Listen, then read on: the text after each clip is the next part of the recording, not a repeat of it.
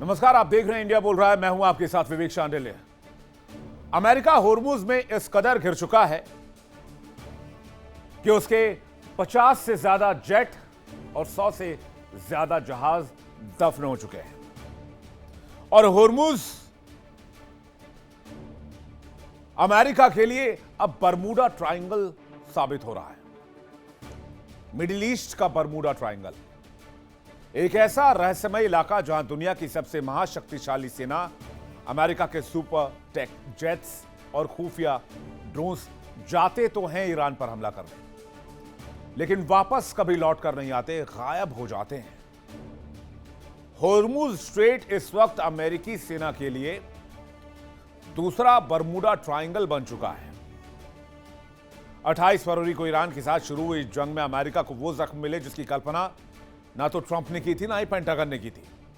सिर्फ कुछ महीनों के अंदर अमेरिका के जेट्स, 45 सबसे ज्यादा advance MQ-9 reaper drones Hormuz में रहस्यमयी तरीके से या तो तबाह हो चुके हैं या गायब हो चुके हैं। कुछ का तो नामो निशान तक नहीं मिल रहा, जिससे अरबों डॉलर खाक हो चुके हैं और खुद पेंटागन सच कबूल रहा है जिसने अमेरिका में हड़कंप मचा दिया है। अमेरिका को लगा था वो होर्मुज के आसमान से ईरान पर पैनी नजर रखेगा, उसके ठिकानों को टारगेट करेगा, लेकिन पासा पूरी तरह से पलट गया।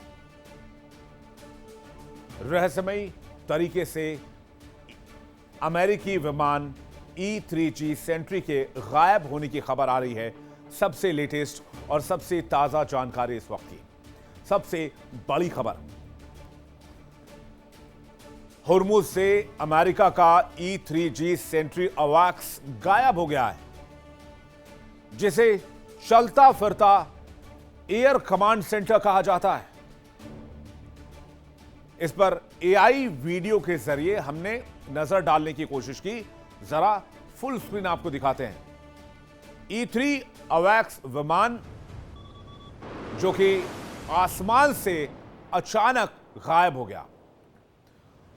जब हमने फ्लाइट रेडार 24 ट्रैकिंग डेटा के हिसाब से इसकी जानकारी लेनी चाहिए, E-3 सेंट्री अवैक्स विमान की कहानी समझनी चाहिए, तो चौंकाने वाले मामले सामने आए। होर्मुज में अमेरिकी E-3 सेंट्री ने 7700 इमरजेंसी कोड भेजा, जो गंभीर तकनीकी या मेडिकल इमरजेंसी में भेजा जाता है। 7700 कोड, और कोड भेजने के बाद अचानक से विमान का संपर्क अमेरिकी कमांड सेंटर से कट गया। E-3 सेंट्री अमेरिका का एक प्रमुख अवैक्स विमान है जिसकी कीमत $270 मिलियन से ज्यादा है, और इससे पहले 2 अवैक्स या उससे ज्यादा अवैक्स इस जंग में अमेरिका खो चुका है। जाहिर सी बात है, अमेरिका को हर दिन यह जंग भारी पड़ रही है, लेकिन अपनी नाक की वजह से, अपनी साख बचाने की वजह से मरता क्या ना करता वाली स्थिति में अमेरिका फंसा हुआ है।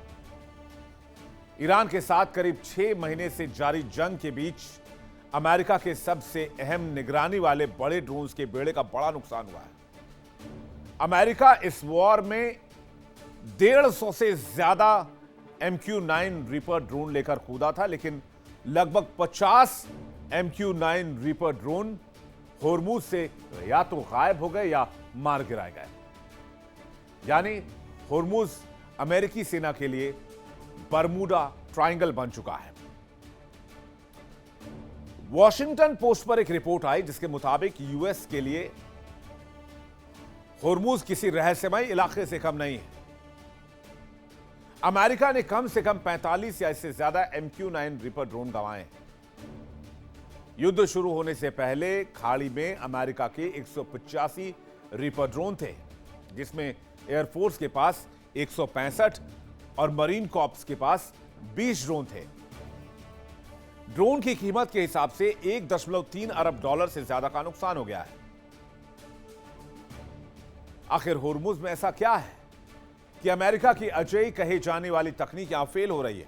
एक्सपर्ट्स का मानना है कि ईरान ने इस पूरे इलाके को एक इलेक्ट्रॉनिक चक्रव्यूह में बदल दिया है। अमेरिका के रीपर्स निगरानी के लिए ज्यादा ऊंचाई पर नहीं उड़ते हैं, जिससे वो ईरान के मोबाइल एयर डिफेंस सिस्टम या सरफेस टू एयर मिसाइल के शिकार हो रहे हैं। इसके अलावा ईरान के भारी भरकम इलेक्ट्रॉनिक वॉरफेयर जैमिंग की वजह से इन ड्रोन्स का अमेरिकी सैटेलाइट और कंट्रोल रूम से कम्युनिकेशन लिंक भी टूट जाता है। लिंक टूटते ही ये करोड़ों के ड्रोन्स हवा में अंधे हो जाते हैं और सीधे या तो ईरान के जाग्रोस पर्वत श्रृंखला में गिरते हैं, क्रैश हो जाते हैं, या फिर होर्मुज में दफन हो जाते हैं, जहां से फिर इनका कोई नामो निशान नहीं मिलता। ईरान ने बाकायदा एक अंडरग्राउंड मिलिट्री बेस में इन गिरे हुए अमेरिकी F-15 जेट्स और रीपर ड्रोन्स के मलबे की नुमाइश भी लगा रखी है। अमेरिका का जंग में नुकसान सिर्फ डॉलर्स या हथियार का नहीं है। इस जंग में अमेरिका की साख टूट चुकी है। यहां तक कि अमेरिकी सैनिकों की बॉडी बैग्स में यूएस वापस गए हैं, जो अमेरिका के लिए सबसे बड़ा सेटबैक माने जाते हैं, जिसे कोई भी अमेरिकी स्वीकार नहीं करता है और सीधा सवाल वहां के राष्ट्रपति से पूछता है। पेंटागन के जानकारी के मुताबिक 757 अमेरिकी सैनिक अभी तक इस युद्ध में घायल हुए हैं। 18 अमेरिकी सैनिकों की मौत की पुष्टि है। पेंटागन ने 19 अगस्त तक जंग में हुए नुकसान के आंकड़े अपडेट कर दिए हैं। घायलों के आंकड़ों में 50 की संख्या का इजाफा हुआ है। 7 जुलाई से अलग कैटेगरी में अमेरिकी नुकसान दर्ज किए गए हैं। रिपोर्ट्स के मुताबिक वास्तविक आंकड़ा 900 से ज्यादा सिपाहियों के घायल होने का हो सकता है। दूसरी तरफ ईरान के सस्ते और घातक ड्रोन्स, मिसाइल ने मिडिल ईस्ट में कोहराम मचा रखा है और अमेरिकी एयर बेसिस को तहस नहस कर रखा है। इस भीषण तबाही ने अमेरिका के हथियार गोदाम पर भी भयंकर इंपैक्ट किया है, जिससे इलाके में अमेरिकी वजूद भी खतरे में है। हालात इतने बदतर हैं कि इसका सीधा खर्च 37.5 अरब डॉलर यानी 3 लाख करोड़ रुपए से ज्यादा को पार कर चुका है और पेंटागन अब 70 अरब डॉलर का अतिरिक्त बजट भी वहां की कांग्रेस से मांग रहा है। ट्रंप भले ही सोशल मीडिया पर कुछ भी शेखी बघारते रहे, कुछ भी दावा करते रहे, लेकिन जमीन पर ईरान ने अमेरिका की हालत को पस्त कर रखा है, अमेरिका को होर्मुज में चोक कर दिया है। तो आज की तारीख में सबसे बड़ा सवाल कि सैकड़ों की संख्या में सैटेलाइट होने के बावजूद, अत्याधुनिक तकनीक होने के बावजूद, लेटेस्ट टेक्नोलॉजी होने के बावजूद, जीपीएस नेविगेशन सिस्टम होने के बावजूद होर्मुज अमेरिका के लिए बरमूडा ट्रायंगल क्यों है? बातचीत करने के लिए मेहमानों का बड़ा पैनल हमारे साथ जुड़ रहा है। लेफ्टिनेंट जनरल संजय कुलकर्णी हमारे साथ जुड़ रहे हैं, बहुत स्वागत है आपका। मेजर जनरल शशि अस्थाना हमारे साथ जुड़ रहे हैं, रक्षा विशेषज्ञ, बहुत स्वागत है आपका। आलोक बंसल हमारे साथ जुड़ रहे हैं, विदेश मामलों के जानकार, बहुत स्वागत है आपका। रवि करकरा हमारे साथ जुड़ रहे हैं, भू राजनीतिक विशेषज्ञ, अमेरिका से लाइव, बहुत स्वागत है आपका। और अशरफ अली जैदी हमारे साथ जुड़ रहे हैं, ईरान मामलों के जानकार, बहुत स्वागत है आपका। कुलकर्णी सर, सबसे पहले आपसे सवाल, एक ऐसा इलाका जहां से विमानों की, जेट्स की, ड्रोन्स की वापसी एक तरह से सुनिश्चित ना हो, वहां बार बार जाने का मतलब क्या है? और क्या अमेरिकी विमानों के लिए होर्मुज नया बरमूडा ट्रायंगल है? जय हिंद विवेक और सारे को पैनलिस्ट। देखिएगा, ये काल्पनिक और ये जो मिथ्या कहे, कैसे कहे, बरमूडा ट्रायंगल, ये कहना बिल्कुल ठीक भी नहीं होगा। और मैं कहूंगा कि एक तरीके से हाँ, जैसे आपने बिल्कुल ठीक कहा, 45 MQ-9 जो उनके ड्रोन्स हैं वो जरूर उनकी जो इन्वेंट्री में से कम हुए हैं। 185 ड्रोन्स उनके पास थे, 165 और 20 ये मरीन कोर के पास। और हाँ, यहाँ पर जहां तक एवैक का सवाल है, उसका नीचे जाना अभी तक कोई पुष्टि तो नहीं हुई, पर हाँ, इसमें कोई शक नहीं कि ड्रोन्स के ऊपर ही तकरीबन 1.3 बिलियन डॉलर्स का नुकसान हुआ है। और जैसे आपने बिल्कुल ठीक कहा, तकरीबन 270 मिलियन डॉलर का एक इवैक है। तो इस तरह के अब क्या कारण है कि इलेक्ट्रॉनिक वॉरफेयर है, जैमिंग है, क्योंकि जरूर इसमें कोई शक नहीं कि ईरान को इस तरह की जो जानकारी प्राप्त हो रही है, चाहे डायरेक्ट उसको इक्विपमेंट ना मिले, पर हाँ, इस तरह के जो जानकारी है दी जा रही है, जिसके कारण ये इतना भारी नुकसान हो रहा है।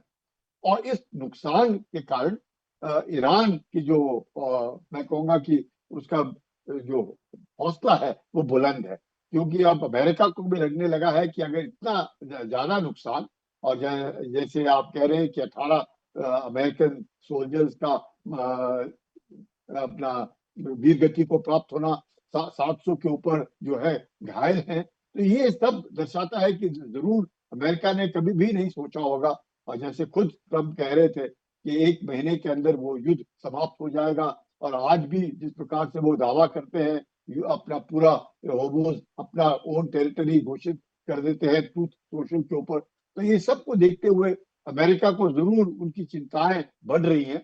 और ईरान जो है वो मानने को तैयार नहीं है, और घुटने टेकने को बिल्कुल तैयार नहीं है। उसने स्टेट ऑफ होर्मुज को पूरा वेपनाइज किया है, और अमेरिकन एडमिरल भी इस बात की बार बार बात कर रहे हैं कि स्टेट ऑफ होर्मुज उन्होंने ये नहीं किया है, घेराबंदी नहीं की, सिर्फ ईरानियन पोर्ट्स को घेराबंदी की है। तो यहाँ पर भी कहीं ना कहीं एक स्थिति पैदा हुई है, जहाँ पे जो स्टेटमेंट्स आ रहे हैं वो बिल्कुल विपरीत आ रहे हैं।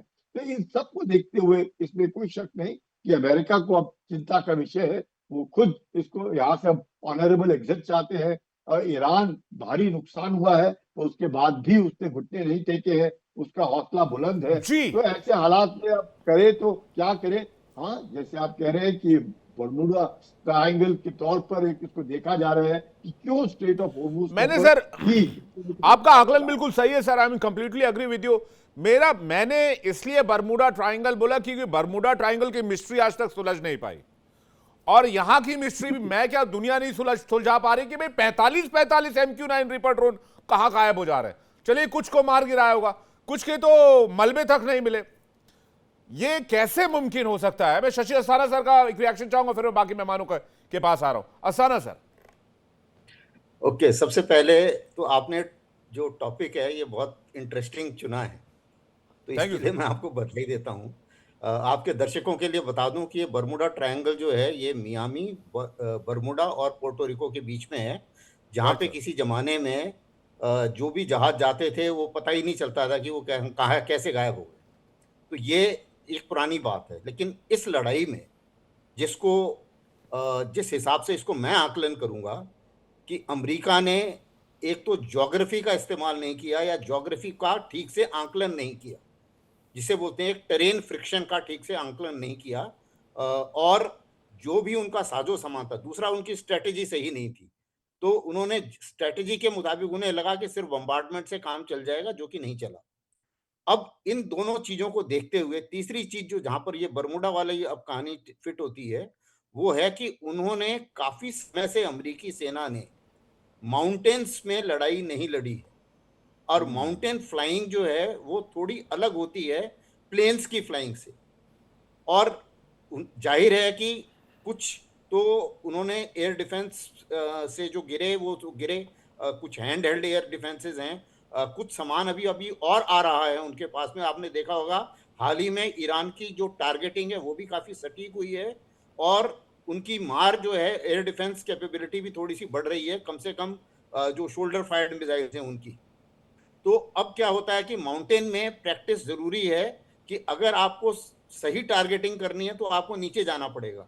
अगर आप नीचे जाते हैं तो आप शोल्डर फायर्ड मिसाइल्स या शॉर्ट रेंज वेपन्स जो कि ईरान के पास थे, जिसका उन्होंने वो सोच रहे थे कि नहीं हम दूर से ही फायर करके निकल जाएंगे, लेकिन वो ऐसा नहीं हुआ। तो जाहिर है कि अमेरिका ने काफ़ी नुकसान उठाया है। आप मिसाल के तौर पे मैं आपको बता दूं कि उनका इंटरसेप्टर का 80% ऐसा माना जा रहा है कि उनको नुकसान हुआ है। जी, और एग्जैक्टली। हाँ। एग्जाम्पल के लिए टॉम हॉक मिसाइल 850 गई हैं, एक साल में अगर वो 180 से ज्यादा नहीं बना सकते, कम से कम 5 साल लगेंगे, इतना एमुनिशन वो फूंक चुके हैं। तो ये एक जाहिर है कि इसीलिए अभी प्रेसिडेंट ट्रंप इलेक्शन मोड में ये बोल रहे हैं कि हाँ जी अभी तो मैं इकोनॉमिक वॉर लड़ूंगा, क्योंकि उन्हें लग रहा है कि इस लड़ाई में तो बहुत मार पड़ गई, और इलेक्शन के लिए ये मार जो है सही नहीं है। अभी देखना नेक्स्ट झूठ उनका होगा कि नहीं मैंने बहुत नुकसान कर दिया, मैं लड़ाई जीत गया, अब मैं इकोनॉमिक वॉर करूंगा, और इकोनॉमिक वॉर में उसी में वो इलेक्शन जो है अपना पूरा निकाल देंगे, ताकि डेमोक्रेट से उनको नुकसान ना उठाना पड़े। नहीं सर, आप ठीक है, आप कह रहे कि भाई अब ट्रंप कह रहे हैं इकोनॉमिक वॉर लड़ो। इकोनॉमिक वॉर किसने नहीं लड़ा है? इकोनॉमिक वॉर ट्रंप लड़ रहे हैं, इससे पहले इकोनॉमिक वॉर बाइडेन लड़ रहे थे, उससे पहले खुद ट्रंप इकोनॉमिक वॉर लड़ रहे थे, उससे पहले ओबामा लड़ रहे थे। 1979 से जितने राष्ट्रपति आए सब तो इकोनॉमिक वॉर लड़ रहे थे, और 1979 से ही सैंक्शंस लगे हुए हैं। जब तक चाइना और रशिया हैं, आप कितना इकोनॉमिक सैंक्शन लगा लोगे? और $13 पर बैरल के हिसाब से चाइना ने तेल खरीदा है ईरान का। बंसल सर, ये तो वही बात हुई, आए थे हरिभजन को रोटन लगे कपास। देखिए, जब से डोनाल्ड ट्रंप राष्ट्रपति बने हैं, इनकी हर नीति में ऐसा ही चल रहा है। आए थे हरिभजन को ओटन लगे कपास। जब इन्होंने ईरान पर हमला किया तो इनको लगा कि बहुत ही जल्दी इनको सफलता प्राप्त हो जाएगी। पहली चीज तो हमला किया, वो क्यों किया गया ये आज तक नहीं पता चला, क्योंकि ओमान के विदेश मंत्री का कहना था कि जब हमला किया गया तो हम करीब करीब सारी मांगे मान चुके थे अमेरिका की, उसके बावजूद ये हमला किया गया। ये दर्शाता है कि कुछ मजबूरियां रही होंगी राष्ट्रपति ट्रंप की कि इजराइल या राष्ट्रपति नेतन्याहू जो प्रधानमंत्री नेतन्याहू उनको दबाव डाल सके कि उन्होंने हमला किया। अब हमला किया तो इसके बाद अमेरिका और ईरान की जहां तक सैन्य शक्ति में जो विषमता का सवाल है उसमें बहुत बड़ी एक डिफरेंस है। पर ईरान के पास एक सबसे बड़ी चीज है, एक national will, a will to fight. और क्या है कि जब आदमी अपने देश के लिए लड़ रहा होता है तो उसमें जो जज्बा होता है वो दूसरे के ऊपर नहीं होता। अब अमेरिकी सेना हमला कर रही है, उनके पास उन्नत वो हैं, ड्रोन्स हैं, लेकिन जो ईरान के जो लो कॉस्ट ड्रोन्स हैं उनकी कीमतें बहुत कम है और उसके पास संख्या ज्यादा है। और ये संख्या बहुत इंपॉर्टेंट है क्योंकि कई बार जो है ये उन्नत ड्रोन जो टेक्निकल मैलफंक्शन के कारण या छोटे छोटे ड्रोन से टकरा के भी नुकसान हो रहा है, क्योंकि स्वाम कर रहे हैं जो ईरान के ड्रोन्स कर रहे हैं। और जैसे जैसे युद्ध चलता चला जा रहा है वैसे ही उतना ही अमेरिका के जो सैन्य शक्ति है उसमें नुकसान हो रहा है, क्योंकि राष्ट्रपति ट्रंप के पास अब समय बहुत कम बचा है। नवंबर में मिड टर्म इलेक्शंस होने हैं, उसके बाद he can be a sitting duck president, क्योंकि जिस तरीके के अभी हालात दिख रहे हैं, इजराइल का समर्थन आज अमेरिका के अंदर करीब 33% से कम हो गया है।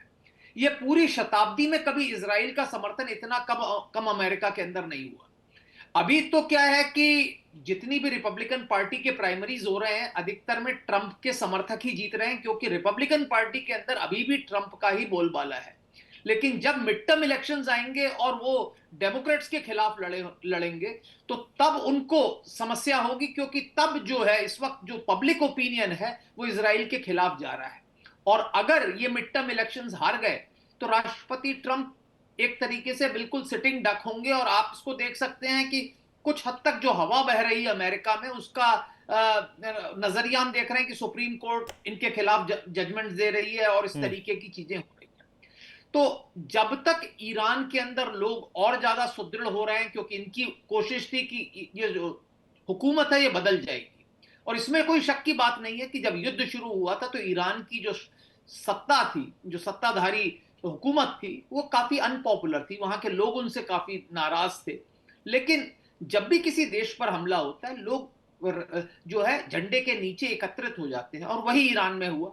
ग्राउंड ट्रूप्स डालने की हिम्मत अमेरिका में है नहीं। वो सोच रहे थे पहले कुर्ड्स को यूज करेंगे, लेकिन उसके लिए उनको एर्दोगान ने रोक दिया, और अब उनके पास कोई और ऑप्शन नहीं है कि दबाव बनाए। और जिस तरीके के हमले ईरान ने अमेरिका के सहयोगियों के ऊपर फारस की खाड़ी के क्षेत्र में किए हैं, उसके बाद ये सारे देश अब ये सोच रहे हैं कि अमेरिका का सिक्योरिटी गारंटी किस बात की है। सऊदी अरब ने आपने देखा पाकिस्तान के साथ समझौता कर लिया, संयुक्त अरब अमीरात भारत की तरफ देख रहा है, और जो अन्य छोटे छोटे राष्ट्र हैं वो भी इस युद्ध के बाद जो हैं अमेरिका से अपनी दूरी बनाना चाहेंगे।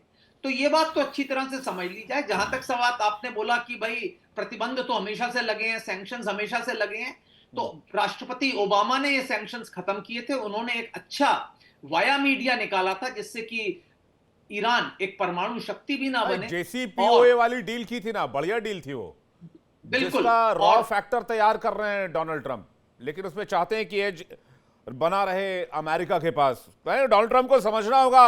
रवि करकरा साहब, आप समझा सकते हैं, आप व्यापार बिजनेस टाइप के आप आदमी हैं, व्यापारी आदमी हैं आप, कि घमंड में हस्तियां और तूफान में कश्तियां अक्सर डूब जाया करती हैं।